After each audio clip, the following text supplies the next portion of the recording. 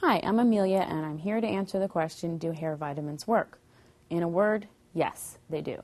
Just like with anything else, if you're deficient, your body is going to definitely let you know. Stress, anything like that, one of the first things that your body shuts down is your hair. So you'll notice that you'll start losing hair, you'll start losing it in patches. Stress, like I said previously, gastric bypass. If you've had a gastric bypass, you're definitely being deficient in certain vitamins. So just make sure that you take vitamins. Now, there's hair, skin, and nails vitamins which work perfectly. There's also Nioxin makes a vitamin. It's a recharging complex.